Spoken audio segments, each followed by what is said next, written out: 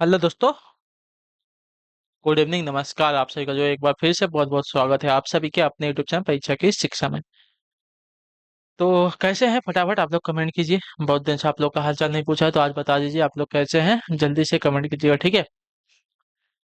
चलिए, उम्मीद करूंगा कि आप सभी लोग अच्छे होंगे, कुशल मंगल होंगे, अपनी तैयारी जो अच्छे और बढ़िया तरीके से कर रहे होंगे। तो जो भी क्लास में फर्स्ट टाइम है, पहली बार है, नए हो, सभी को पता है हमारे चैनल पे आपकी बीएड प्रवेश परीक्षा 2026 की जो आपकी तैयारी है, तो डेली बेसिस पे रेगुलर करवा जाते हैं। जिसे भी तैयारी पूरी करनी है, कंप्लीट करनी है, चैनल को सब्सक्राइब करके आप लोग हमारे साथ जुड़ जाएंगे। क्लास का समय देखेंगे, जीके जीएस की जो क्लास है सुबह 10 बजे डेली आप सभी को देखने को मिलती है। रीजनिंग की जो क्लास है दोपहर को 1 बजे देखने को, कला की जो क्लास है शाम को 4 बजे, हिंदी की जो क्लास है रात को 8 बजे आप सभी को देखने को मिलती है। इसी टाइम पर आप सभी को क्लास से जुड़ के तैयारी को पूरा और कंप्लीट करना है। नीचे डिस्क्रिप्शन आप सबको इंस्टाग्राम टेलीग्राम का लिंक मिलेगा, तो अपने इंस्टाग्राम पे फॉलो करेंगे, टेलीग्राम से ज्वाइन करेंगे। टेलीग्राम से क्या है, डेली बेसिस पे क्लास का अपडेट, एग्जाम का अपडेट आप सभी को जो है देखने को मिल जाएगा साथ में। तो आप लोग जो है इसको नहीं छोड़ेंगे, इसको ज्वाइन करके रखेंगे।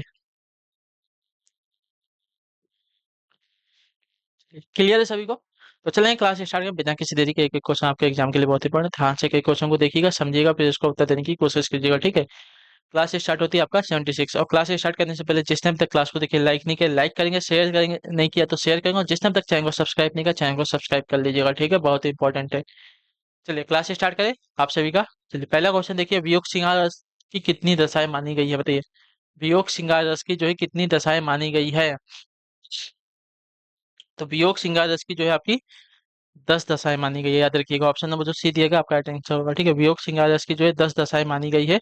अभिलाषा, चिंता, स्मृति, उद्वेग, गुड़, गुड़ कथन हो जाएगा, प्रलाप हो जाएगा, उन्माद हो जाएगा, व्याधि हो जाएगा, और जड़ता और मरण मरण हो जाएगा, ठीक है। ये आपकी 10 वियोग श्रृंगार रस की जो है दशाएं मानी गई है।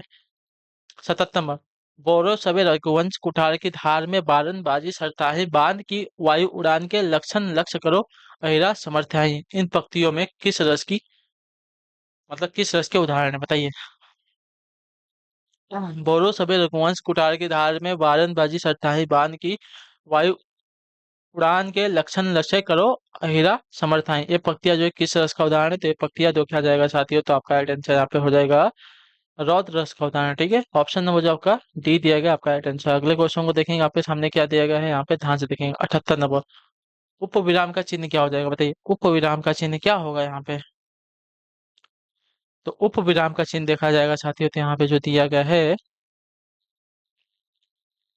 ये वाला, ठीक है, उप विराम का चिन्ह हो जाएगा। जैसे आपका लिखा जाता है कामायनी, ठीक है। तो यह क्या है, कामायनी एक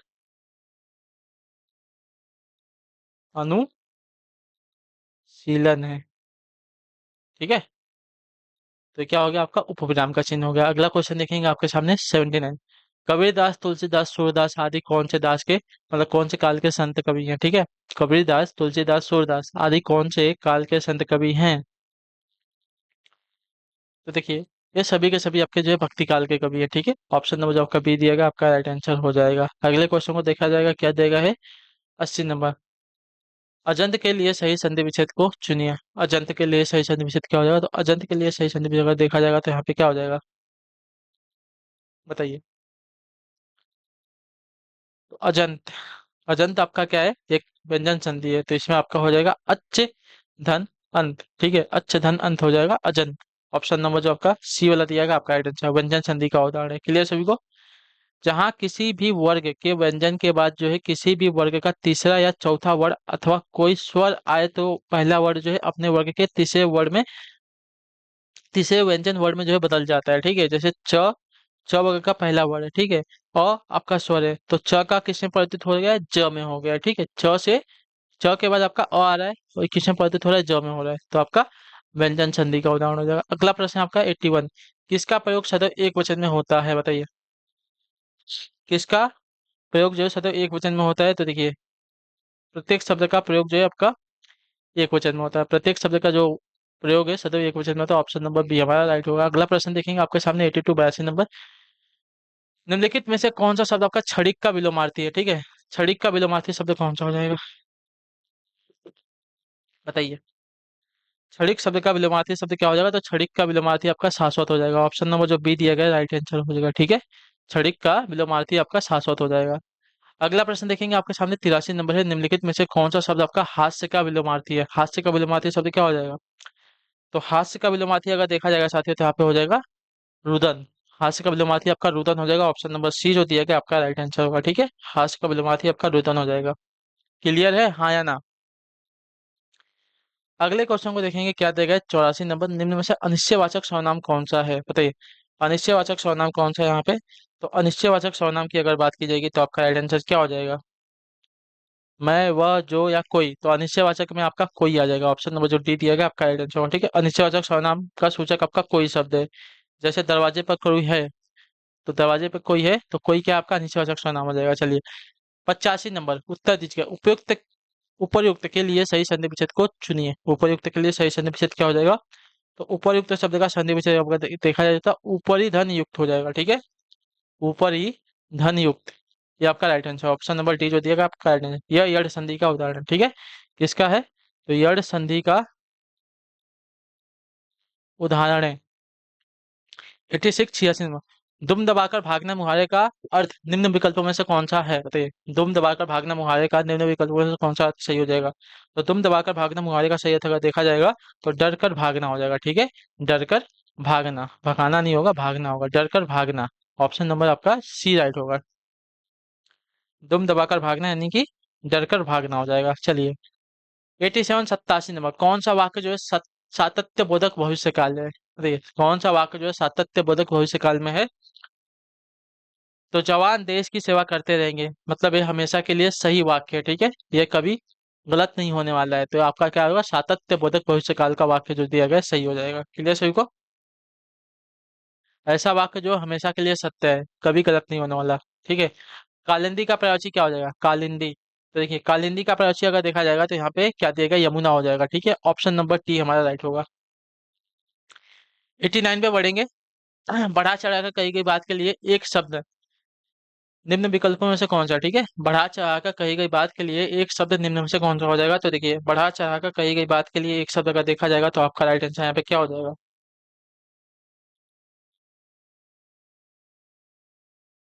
तो इसको कहा जाता है आपका अतिशयोक्ति।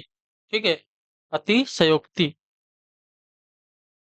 ऑप्शन नंबर डी वाला। ठीक है, बढ़ा चढ़ाकर कही गई बात के लिए एक शब्द आपका हो जाएगा अतिशयोक्ति। अगले क्वेश्चन को देखेंगे, क्या देगा है 90 नंबर, विकृत आकार, वेश, बोली, चेष्टा, व्यवहार आदि के वर्णन से उत्पन्न होती है क्या? हास्य रस, शांत रस, करुण रस, रौद्र रस, क्या उत्पन्न होता है? तो देखिए, इससे जो है आपका हास्य रस उत्पन्न होता है। तो ऑप्शन नंबर जो ये दिया गया राइट आंसर होगा। विकृत आकार, वेश, बोली, चेष्टा, व्यवहार आदि के वर्णन से हास्य रस जो है उत्पन्न होता है, याद रखिएगा। 91 नंबर, निम्नलिखित में विशेषण क्या होते हैं? लंबाई, बुढ़ापा, समझ या शांत? तो देखिए, यहाँ पे अगर देखा जाएगा तो शांत जो हमारा गुणवाचक विशेषण हो जाएगा। ऑप्शन नंबर जो आपका डी दिएगा आपका राइट आंसर होगा। ठीक है, जो शब्द संज्ञा या सर्वनाम के गुण, धर्म, स्वभाव का बोध कराते हैं उन्हें आपका गुणवाचक विशेषण कहते हैं। लंबाई, बुढ़ापा व समझ भाववाचक संज्ञा शब्द है। 92 92 नंबर, किस छंद के प्रत्येक चरण में 28 मात्राएं होती है और 14 14 या 16 12 मात्राओं पर यति होती है, बताइए। किस छंद के प्रत्येक चरण में आपकी 28 मात्रा होती है और 14 14 या 16 12 मात्राओं पर यति होती है? इसका राइट आंसर क्या हो जाएगा? तो इसका राइट आंसर आपका हो जाएगा साथियों हरिगीतिका छंद में। ठीक है, ऑप्शन नंबर जो आपका सी दिया गया आपका राइट आंसर। हरिगीतिका छंद के, हरिगीतिका आपका सममात्रिक छंद है जिसके प्रत्येक चरण में आपकी 16 12 मात्रा या 14 14 मात्राओं में क्रम से जो है 28 मात्रा होती है और इनके अंत में गुरु का होना अनिवार्य होता है। 93 नंबर, ध्यान से देखिए, निस उपसर्ग से बना शब्द निम्न विकल्पों में से कौन सा होगा? ठीक है, निस उपसर्ग से बना शब्द कौन सा है? तो निस उपसर्ग से बना शब्द आपका यहाँ पे निष्पाप हो जाएगा। ऑप्शन नंबर जो बी दिया गया आपका राइट आंसर होगा। ठीक है, निस उपसर्ग से बना शब्द का निष्पाप है। चलिए, 94 नंबर, सर्प के लिए सही संधि, सर्प के लिए सही प्रयोज्य वाले शब्द की पंक्ति को चुनना है। सर्प के लिए अगर देखा जाएगा तो क्या हो जाएगा? व्याल, भुजंग, उरग। ठीक है, व्याल, भुजंग, उरग हो जाएगा। व्याल, भुजंग, उरग जो है सर्प यानी कि सांप का सही प्रयोज्य शब्द हो जाएगा। व्याल, भुजंग, उरग।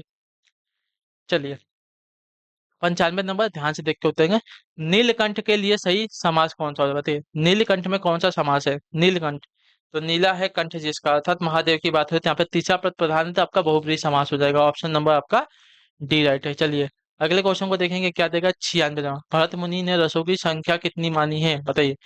भरत मुनि ने रसों की संख्या कितनी मानी है? तो भरत मुनि ने रसों की संख्या जो आपकी 8 मानी है, तो ऑप्शन नंबर आपका ए राइट होगा। चलिए अगला क्वेश्चन देखेंगे। 97 नंबर, निम्नलिखित शब्दों में से तत्सम शब्द को पहचानिए। कारण है, लोहा है, बंदर है, दूध है।